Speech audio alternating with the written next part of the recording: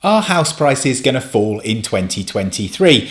Well, that's the question on the minds of many people, especially those who are currently trying to buy or sell a home.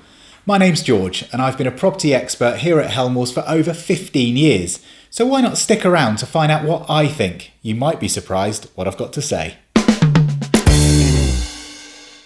Let's look at some of the facts which may in turn actually dispel some of the myths.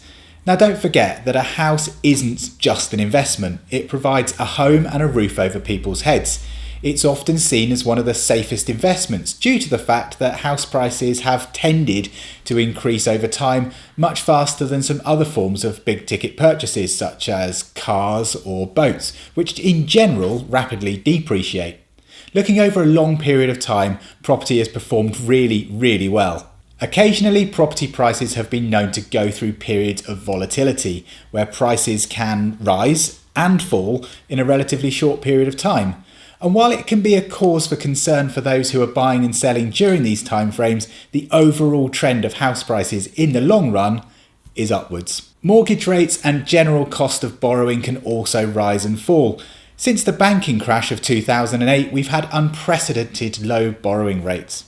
We're now back to a more sustainable and sensible level, where borrowers and savers are balanced fairly equally. A 5% mortgage rate is more than many of us are used to, but it's by no means expensive, particularly if you compare it to 1988 when rates were over 15%.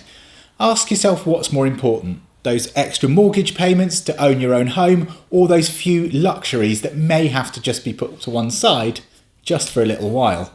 If you already own a home and you're looking to move, the current house values are really somewhat irrelevant. In fact, many people are more able to upsize their home when the housing market isn't on that constant rise.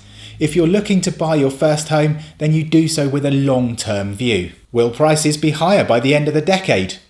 Probably. So riding a short-term dip isn't the end of the world, as it's a home before anything else. You've got to live somewhere, and at least you're not renting, right? That's all very well, George, but I hear that with a recession looming, interest rates increasing and house prices potentially falling, should I wait?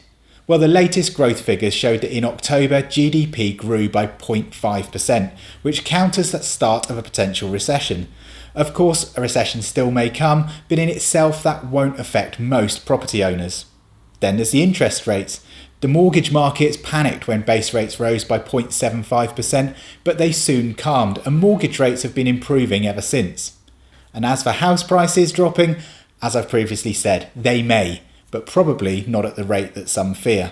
In fact, Rightmove announced this week that their analysts feel that prices may drop by only 2% in 2023, and given a rise of between 10 and 20% over the previous 2 years, this isn't a huge issue.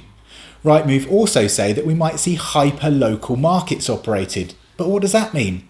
It means that there's still going to be high demand for some areas, and you can't assume that all areas will be affected in the same way. We're really lucky to live in such a beautiful area, and there's still a very active market locally.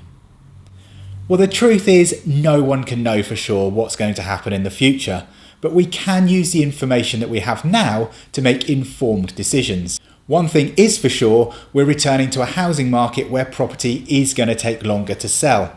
This is indeed great news for those that are looking to sell and then buy on again, as with more choice comes the opportunity to find that perfect home that you've been dreaming of.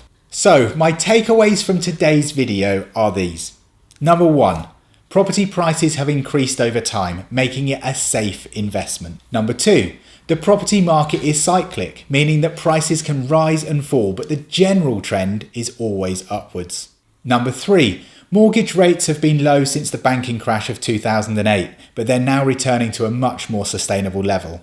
4. If you already own a home and are looking to move, current house values are pretty much irrelevant. Number 5. The latest growth figures showed that in October, GDP grew by 0.5%, countering the start of a potential recession. So that's it. Thanks so much for watching, and I'll see you in the next video.